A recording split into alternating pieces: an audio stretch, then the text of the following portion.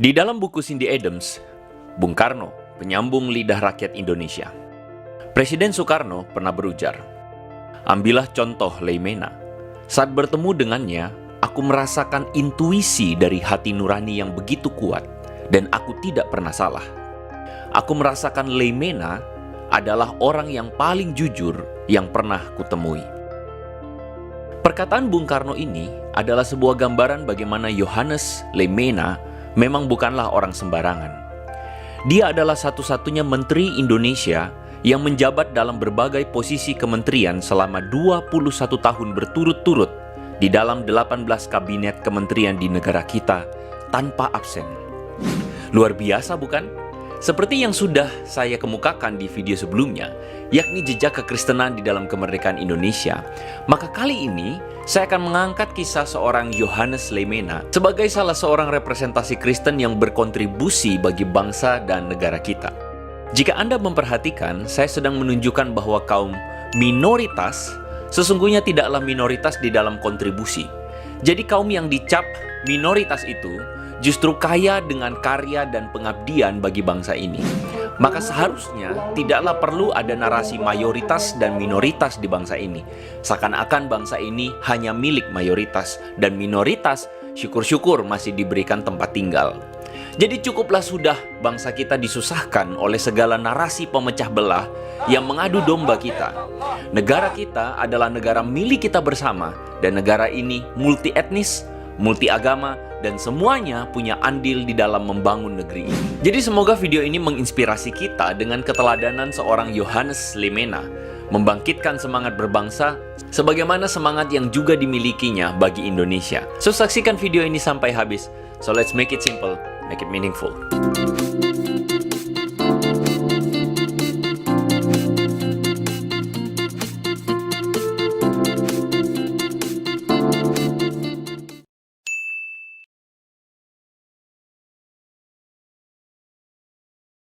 Johannes Leimena adalah seorang putra Maluku. Dia lahir pada tahun 1905 di desa negeri Ema, Pulau Ambon. Berasal dari latar belakang keluarga guru, membuat Leimena muda ini tumbuh sebagai seorang intelektual. Di usia yang sangat dini, ia merantau bersama pamannya yang dipindah tugaskan ke Cimahi, lalu kemudian di Batavia. Berbeda dengan Amir Syarifuddin yang berasal dari keluarga bangsawan yang memungkinkannya untuk studi di Belanda, Johannes Leimena adalah murni didikan sistem pendidikan di dalam negeri. Bisa dikatakan, Leimena adalah buah dari kebijakan politik etis, yakni kebijakan balas budi yang mengharuskan pemerintah Hindia Belanda untuk membuka akses pendidikan bagi kaum bumi putra.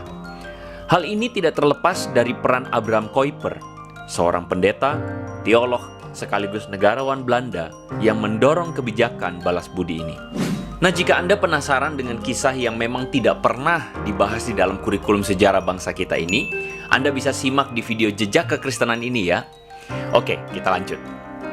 Jadi, Leimena kemudian melanjutkan studi di Stovia, yakni sebuah sekolah pendidikan dokter pribumi. By the way lagi, Stovia adalah cikal bakal Fakultas Kedokteran Universitas Indonesia hari ini loh ya. Nah, Frans Hitipeau dalam buku Dr. Johannes Leimena, Karya dan Pengabdiannya, mengatakan bahwa rasa nasionalisme dalam diri Leimena begitu menonjol selama masa ini. Ia bergabung dengan organisasi pemuda Jong Ambon dan juga di dalam organisasi Christelijk Studentenvereniging atau CSV. Kedua organisasi ini penting karena bersama Jong Ambon, Leimena kemudian menjadi tokoh penting dalam Sumpah Pemuda tahun 1928. Sedangkan bersama CSV, Leimena terlibat di dalam diskusi bersama Amir Syarifuddin yang kemudian melahirkan kesadaran kebangsaan yang begitu kuat di kalangan para pemuda Kristen Indonesia. CSV inilah yang di kemudian hari menjelma menjadi organisasi GMKI atau Gerakan Mahasiswa Kristen Indonesia pada tahun 1950 yang juga dipelopori oleh Leimena. Nah, selepas dari Stovia pada tahun 1930, Leimena kemudian mengabdikan dirinya sebagai seorang dokter, dan pengalaman inilah yang nanti melatar belakangi pemikiran cemerlangnya di dalam membangun sistem pelayanan kesehatan di negara kita.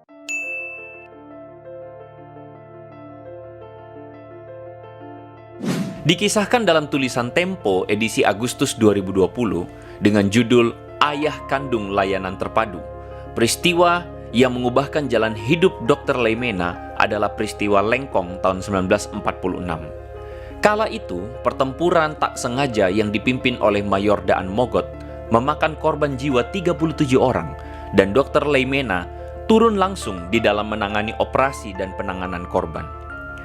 Terpukul oleh peristiwa itu, Presiden Soekarno mendatangi Rumah Sakit Tangerang, dan disitulah ia berkenalan dengan Dr. Leimena. Melihat cara penanganan sang dokter terhadap situasi genting itu, ditambah dengan intuisi terhadap Leimena, Bung Karno yakin bahwa ada sesuatu yang spesial dalam diri Nyong Ambon ini. Itulah sebabnya, 2 bulan sesudahnya, Perdana Menteri Sultan Syahrir menghubungi Dr. Leimena untuk bergabung dengan kabinet sebagai Menteri Muda Kesehatan. Awalnya, Leimena menolak, namun atas bujukan dari Amir Syarifuddin, akhirnya Leimena bergabung. Seperti dikutip dari Historia.id, Leimena sangat terkenal akan kesederhanaan, kejujuran, dan kelembutannya. Yohanes Leimena ternyata sama dengan Muhammad Natsir, yakni sama-sama hanya punya 2 kemeja yang dua-duanya sudah lusuh. Tulis Faisal Basri dan Haris Munandar dalam buku Untuk Republik, Kisah-kisah Teladan dan Kesederhanaan Tokoh Bangsa. Nah, suatu hari beberapa pemuda dari organisasi Kristen hendak bertemu dengan Menteri Leimena di rumahnya. Karena mereka berpikir akan diajak makan besar di rumah seorang menteri, maka mereka sengaja tidak sarapan. Nah, tebakan itu tidak meleset. Mereka memang diajak ke ruang makan. Namun, yang mereka temui di meja makan adalah singkong rebus, sarapan sehari-hari sang menteri dan keluarga. Sederhana banget ya orang ini. Suatu saat ketika dinas di Jogja, Menteri Leimena diketahui enggan menggunakan fasilitas negara dengan tinggal di Hotel Merdeka yang semua akomodasinya pasti ditanggung negara. Basri dan Munandar mengatakan bahwa Leimena tahu benar bahwa para personel Departemen Keuangan harus jungkir balik mengumpulkan dana. Karena itu, ia memutuskan untuk menyewa sendiri dan membagi 1 kamar dengan seorang rekan. Zaman sekarang, mana ada menteri yang kos sekamar berdua demi mengirit pengeluaran? Kejujurannya juga dikenal luas sehingga orang-orang percaya dia tidak pernah bohong atau menggertak. Sampai-sampai Presiden Soekarno menyebut Leimena sebagai orang yang paling jujur yang pernah kutemui. Bahkan, Soekarno dalam kesempatan lain menyebutnya Mein Domine, yang artinya pendetaku. Bukan hanya itu, bahkan sahabat baiknya Muhammad Natsir, tokoh Islam dari Masyumi, juga menyebut Leimena sebagai Menir de Domine atau Tuan Pendeta.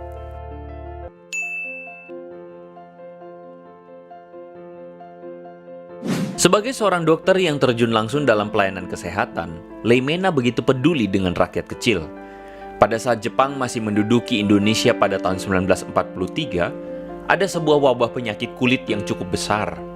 Dr. Leimena kemudian meracik sebuah salep yang ternyata ampuh menyembuhkan gatal dan borok di kulit.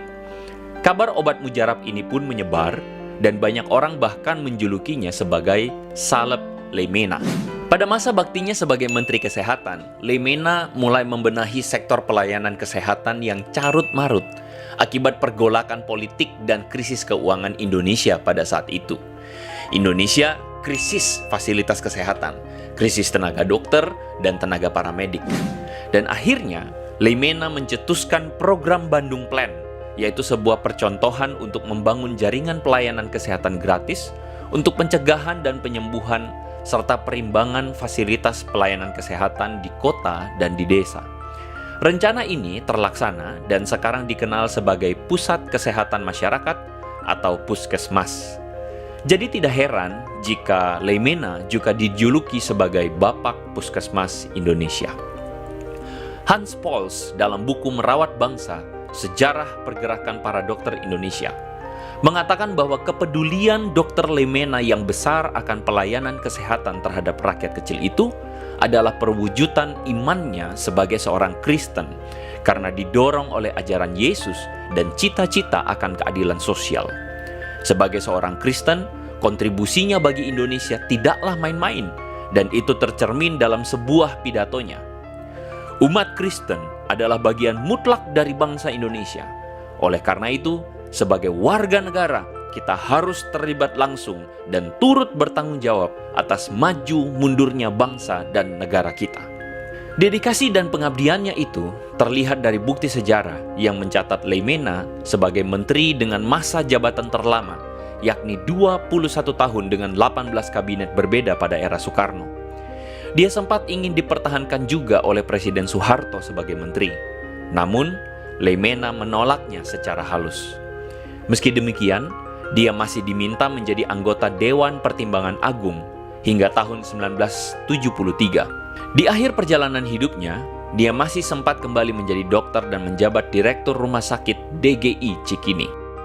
Leimena akhirnya wafat pada 29 Maret 1977 di Jakarta. Pada tahun 1980, Presiden Soeharto menggambarkan Leimena dengan berkata begini, "Kita melihat contoh pemimpin bangsa yang sampai akhir hayat tetap memberikan keteladanan dalam kesederhanaan hidup, semangat kerukunan, jiwa pengabdian, dan perjuangan untuk kepentingan bangsa dan tanah air." Yohanes Leimena, sang putra Maluku, akhirnya mendapatkan gelar pahlawan nasional pada tahun 2016.